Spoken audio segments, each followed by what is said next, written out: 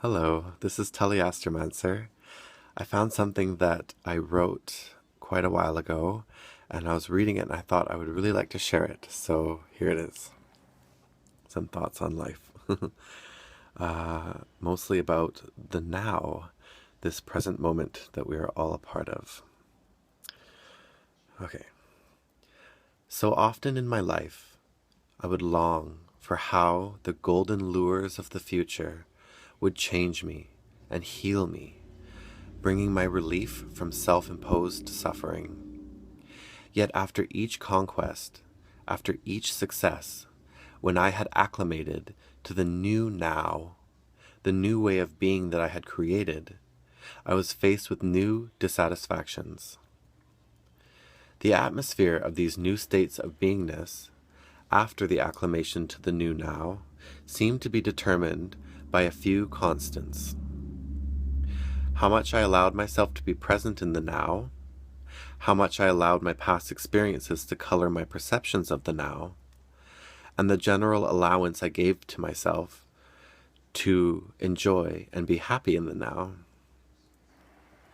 The now can be a frightening place in the raw jet stream of complete surrender to the illogical logic, the vast and endless nothingness and everythingness which it embodies. The now is where all of our power is, but mostly, if we stay in long enough, we realize that the flighty and ephemeral mind cannot seem to sustain within it, nor comprehend the vastness and power of its presence, and the limitlessness of its duration. Perhaps the mind becomes weary, or lacks interest in times when being in the now means that time is unoccupied by adventure or excitement.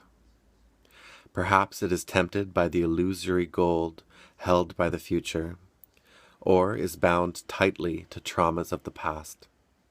In any way that the mind leaves the now, it seems that we are like whales in the sea, coming up for air once in a while when needed, and then retreating to our watery depths. Perhaps, overwhelmed, the mind may flee to substances, thought habits, and other distractions that pinch it off from the powerful flow of the now. Perhaps it is not strong enough, courageous enough, or selfless enough to maintain its place in the flow. Enter the heart. What I am trying to convey, I suppose, is that the more we practice holding our place in the now, the more we practice staying as long as we can in it, the deeper our roots may grow through perceived sorrows, and the more power, courage, and clarity we may find.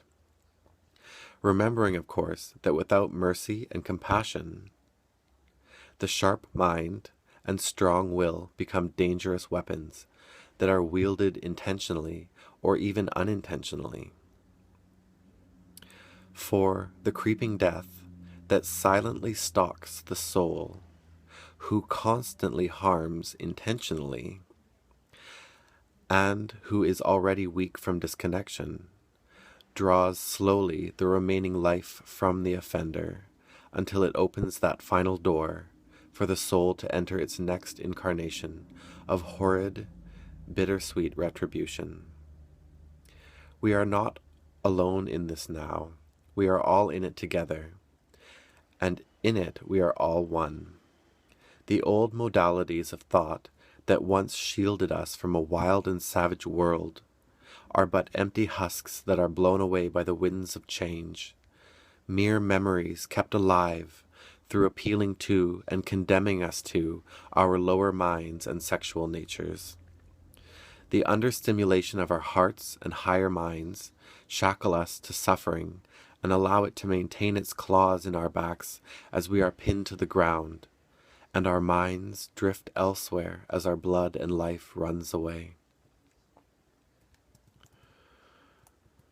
One spends many lifetimes in the now, the endless moment that cannot be measured or tracked. How present one is in the now may vary from life to life. It is not linear or cyclical, it just is, vague and indescribable. To realize that we are all one, that fear, hatred, anger, and all lower emotions are but instinctive first layers of a thought process that has infinite layers, which can consist of patience, understanding, sympathy, compassion, mercy, and so on. The more layers of clarity that we add to a lower thought form, the greater the realization of the need for the virtues. Everyone wants love.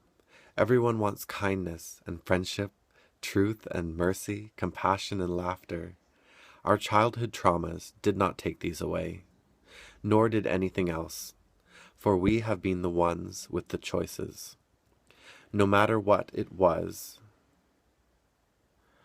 our choice to cling to the feelings of abandonment and neglect, choices that were not obviously made consciously, but when present in the glaring truth of the now, it is obvious that no one else can choose for anyone else, nor impose upon others that which they choose to have no part in. Because free will affords us all the choice to build our lives and shape our destiny, we take our knocks, that which we did to others, painfully backlashes, even lifetimes later, to reveal that karma does not forget. And so we learn and grow and step up and reclaim our power back from the blame and shame game. For nothing that came before this moment matters in any way. For we are already now what we are now. This endless moment is all we really have to express our soul's truth in. The moment from the previous sentence has already passed and gone. Not even the moment of reading this sentence will last. The endless moment of the now is all that matters, and so it goes on endlessly. Only what we now hold in our hearts has any meaning, and only universal, all-encompassing love has ever made any difference. All else has been but cruel subjectivism, enforced by those who seek the gold that can only be found in practicing the virtues, and so remain eternally destitute. But finally, and most importantly, hope is held for every soul, and all may be redeemed in whatever manner is appropriate for their soul development. But it comes from within, not from without.